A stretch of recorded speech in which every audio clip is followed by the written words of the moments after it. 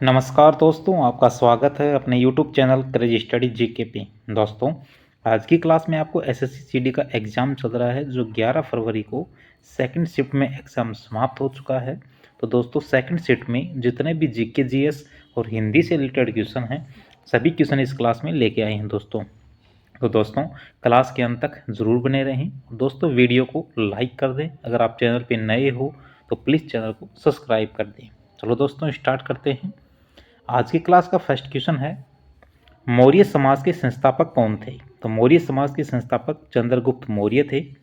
चंद्रगुप्त मौर्य को मौर्य वंश का पहला राजा या संस्थापक भी माना जाता है। उनकी माता का नाम मूर था, इसलिए इन्हें संस्कृत में मौर्य कहा जाता था, जिसका अर्थ होता है मूर का पुत्र। अर्थात इस प्रकार उनका वंश मौर्य वंश कहलाया था। अगला क्वेश्चन है दोस्तों, भारत की 11वीं पंचवर्षीय योजना का विकास लक्ष्य क्या था? तो 8.1% था। भारत की 11वीं पंचवर्षीय योजना का विकास लक्ष्य दर 8.1 था, लेकिन उसने केवल 7.9% की विकास दर हासिल की थी। आगे है दोस्तों, भारत की 11वीं पंचवर्षीय योजना की जो अवधि है वो 2007 से 2012 तक थी। यह योजना अपना विकास लक्ष्य हासिल नहीं कर सकी है दोस्तों। भारत की 11वीं पंचवर्षीय योजना का जो मुख्य विषय है वह तेज और अधिक समावेशी विकास था। ये इंपॉर्टेंट है दोस्तों, ध्यान रखना। इसका विषय है वो क्या है? तेज और अधिक समावेशी विकास है। भारत की 11वीं पंचवर्षीय योजना प्रख्यात अर्थशास्त्री श्री के कस्तूरीराजन द्वारा तैयार की गई थी। इस योजना को अंततः राष्ट्रीय विकास परिषद द्वारा अनुमोदित किया गया था। वित्त वर्ष 2011-12 तक प्राथमिक विद्यालय से ड्रॉप आउट दर को 2003-04 के 52.2% से घटाकर 20% तक लाना था। 0 से 6 के लिए अनुपात को 2016-17 तक बढ़ाकर 950 करना था। कुल प्रजनन दर को 2.1 के स्तर पर लाना था। भारत का प्रधानमंत्री, जिस समय ये योजना चालू हुई थी उस समय भारत के प्रधानमंत्री डॉक्टर मनमोहन सिंह थे। जो 11वीं पंचवर्षीय योजना है इनके अध्यक्ष थे डॉक्टर मनमोहन सिंह। योजना आयोग इसके अध्यक्ष थे डॉक्टर मनमोहन सिंह। अगला क्वेश्चन है, भारत के संविधान के अनुच्छेद 49 में क्या प्रावधान है? तो स्मारकों, स्थानों, प्राकृतिक महत्व की वस्तुओं का संरक्षण है। ये अनुच्छेद 49 में है। भारत के संविधान के 49 का प्रावधान स्मारकों और प्राकृतिक महत्व के स्थानों और वस्तुओं का संरक्षण है। अगला क्वेश्चन है दोस्तों, भूपर्टी यानी क्रस्ट किसका बना होता है? तो ये सिलिका और एल्यूमिनियम का बना होता है भूपर्टी। पृथ्वी की आंतरिक संरचना कई संकेंद्रित परतों से बनी है, अर्थात पृथ्वी के आंतरिक भाग को क्रस्ट कहा जाता है। ऊपरी परत होती है, मेंटल होती है, वो मध्य परत होती है, और कोर है, ये निचली परत के नाम से भी जानी जाती है। इन्हें 3 परतों में बांटा गया है। कौन कौन सी हैं? क्रस्ट है, ये क्रस्ट पृथ्वी की सबसे ऊपरी सतह होती है, जो महाद्वीपों में करीब 35 किलोमीटर और समुद्र तल से सिर्फ 5 किलोमीटर मोटी होती है। क्रस्ट का निर्माण सिलिका और एल्यूमिनियम या एल्यूमिना से होता है, इसलिए इसे सियाल कहा जाता है। ये ध्यान रखना दोस्तों, इसे क्या कहा जाता है? सियाल कहा जाता है, और सिलिका और एल्यूमिना से बनी होती है। जो मेटल है, ये क्रस्ट के नीचे पाई जाने वाली परत है। इसकी गहराई 2900 किलोमीटर तक है। इसका निर्माण मुख्य रूप से सिलिका और मैग्नीशियम से होता है, इसलिए इसे सीमा यानी SI सिलिका, Ma मैग्नीशियम कहा जाता है, यानी सीमा कहा जाता है। आगे है कोर। ये पृथ्वी की सबसे भीतरी परत कोर है, जिसका अर्धव्यास यानी रेडियस है करीब 3500 किलोमीटर है। यह मुख्य रूप से निकेल और लोहे से बना है। इसे नीफे कहते हैं। Ni यानी निकेल होता है, और Fe फेरस यानी लोहा होता है। इसे नीफे कहते हैं। अगला क्वेश्चन है दोस्तों, साल 1950 में सुप्रीम कोर्ट में कितने जज थे? तो 1950 में सुप्रीम कोर्ट में 8 जज थे दोस्तों। साल 1956 में सुप्रीम कोर्ट न्यायाधीशों की संख्या अधिनियम 1956 के तहत न्यायाधीशों की संख्या 11 कर दी गई थी। यानी 1956 में दोस्तों ध्यान रखना 11 कर दी गई थी। 1960 में इसे संशोधित कर 14 कर दी गई थी।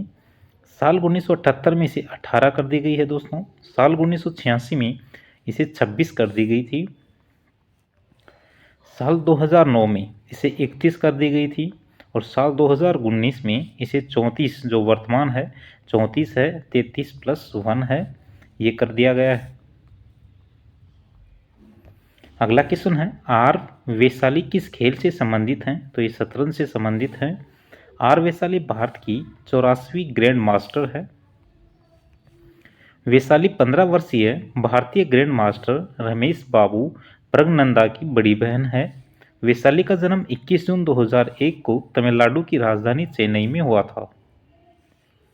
अगला क्वेश्चन है दोस्तों, थाईपुसम महोत्सव निम्नलिखित में से किस भारतीय राज्य में मनाया जाता है? तो थाईपुसम जो महोत्सव है वो तमिलनाडु राज्य में मनाया जाता है दोस्तों।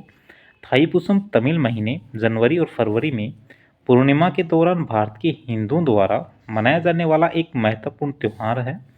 यह हिंदू देवता शिव और पार्वती के पुत्र मरुगन को समर्पित है। मरुगन को कार्तिकेय, सुब्रमण्यम, समुखा, सदानाना, स्कंद और गुहा भी कहा जाता है। ये ध्यान रखना दोस्तों, इन्हें किन किन नामों से जाना जाता है। अगला क्वेश्चन है, अगस्त 2024 में यूपीएससी के चेयरमैन कौन हैं? तो श्रीमती प्रीति सूदन है चेयरमैन अगस्त 2024 से। उन्होंने यूपीएससी चेयरमैन मनोज सिन्हा की जगह ली है, जिन्होंने हाल ही में पद छोड़ा था। 2017 से इस पद पर कार्यरत थे। यूपीएससी अध्यक्ष की नियुक्ति भारत के संविधान के अनुच्छेद 316 के अनुसार भारत के राष्ट्रपति के द्वारा की जाती है। यूपीएससी अध्यक्ष की नियुक्ति है दोस्तों अनुच्छेद 316 के द्वारा की जाती है भारत के राष्ट्रपति के द्वारा। अध्यक्ष है वो 6 वर्ष की अवधि या 65 वर्ष की आयु प्राप्त करने तक जो पहले हो पद पर बने रहते हैं, यानी इनका जो कार्यकाल है वो 6 वर्ष होता है या 65 वर्ष की आयु होती है, जो भी पहले हो। अगला क्वेश्चन है दोस्तों, दूसरी पंचवर्षीय योजना पहली पंचवर्षीय योजना से अलग कैसे है? तो पहली और दूसरी पंचवर्षीय योजना के बीच एक बड़ा अंतर है, वह कौन सा है? तो ये पहली पंचवर्षीय योजना कृषि केंद्र पर आधारित थी, यानी कृषि था इसमें क्षेत्र है, उस पर केंद्र कृषि क्षेत्र है इस पर केंद्रित थी। जबकि दूसरी योजना है ये त्वरित संरचनात्मक सुधार के लिए औद्योगिकरण को प्राथमिकता दी गई थी, यानी दूसरी पंचवर्षीय योजना है इसमें औद्योगिकरण है, इसको प्राथमिकता दी गई थी। अगला क्वेश्चन है दोस्तों, पोमीर नृत्य किस राज्य की गालो जनजाति का प्रसिद्ध लोक नृत्य है? तो यह अरुणाचल प्रदेश का है। अरुणाचल प्रदेश में कई और लोक नृत्य भी बनाए जाते हैं। कौन कौन से लोक नृत्य हैं दोस्तों?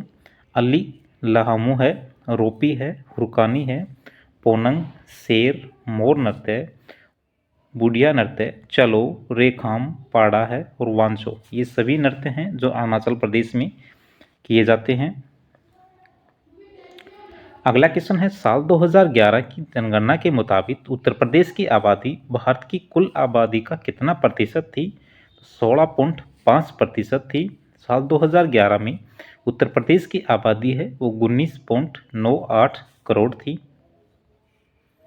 अगला क्वेश्चन है, 2011 की जनगणना के अनुसार पूर्वोत्तर राज्य का साक्षरता दर सबसे अधिक रही थी। सबसे अधिक साक्षरता दर पूर्वोत्तर राज्य में किसकी थी? तो मिजोरम राज्य की साक्षरता दर है वो सबसे ज़्यादा थी। इस राज्य में साक्षरता दर 91.33% थी। अगला क्वेश्चन है दोस्तों, जुलाई 2024 में प्रधानमंत्री नरेंद्र मोदी को रूस का कौन सा सर्वोच्च सम्मान से सम्मानित किया गया था? तो उन्हें the order of Saint Andrew the apostle से सम्मानित किया गया था दोस्तों। अगला क्वेश्चन है, पंडित भोलानाथ प्रसन्ना किस वाद्य यंत्र से संबंधित है? तो ये बांसुरी वादक हैं। इनका जन्म है ये वाराणसी में हुआ है। वे प्रसिद्ध बांसुरी वादक पंडित हरिप्रसाद चौरासिया के गुरु थे। हरिप्रसाद चौरासिया है, इनके गुरु कौन थे? पंडित भोलानाथ प्रसन्ना। अगला क्वेश्चन है, विलियम के माध्यम जो विनिमय है इसके माध्यम को क्या कहते हैं? तो विनिमय के माध्यम को मुद्रा कहते हैं, मनी कहते हैं। अगला क्वेश्चन है, संगीत नाटक अकादमी पुरस्कार में कितने रुपए की नगद राशि दी जाती है? तो 1 लाख रुपए की नगद राशि दी जाती है। इसके अलावा एक ताम्रपत्र और एक अंगवस्त्रम भी दिया जाता है। वही अकादमी फेलोशिप में 3 लाख रुपए की धनराशि दी जाती है। अगला क्वेश्चन है दोस्तों, तलवार एक अच्छा है, क्या है, अस्त्र है या शस्त्र है? तलवार एक शस्त्र है। शस्त्र वे हथियार होते हैं जिन्हें हाथ में पकड़कर चलाया जाता है, और अस्त्र वे हथियार होते हैं जिन्हें फेंक कर चलाया जाता है। अगला क्वेश्चन है, निम्न में से कौन सा स्त्रीलिंग शब्द एक पूछा गया था, जिसमें ऑप्शन में झील है, तो झील आपका राइट आंसर होगा। झील एक स्त्रीलिंग शब्द है।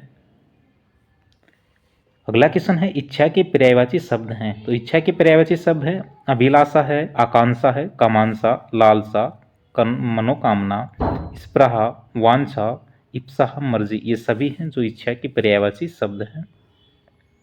अगला क्वेश्चन है, गल्ला छुड़ाना मुहावरे का मतलब क्या होता है? पीछा छुड़ाना या छुटकारा पाना होता है गल्ला छुड़ाने मुहावरे का मतलब।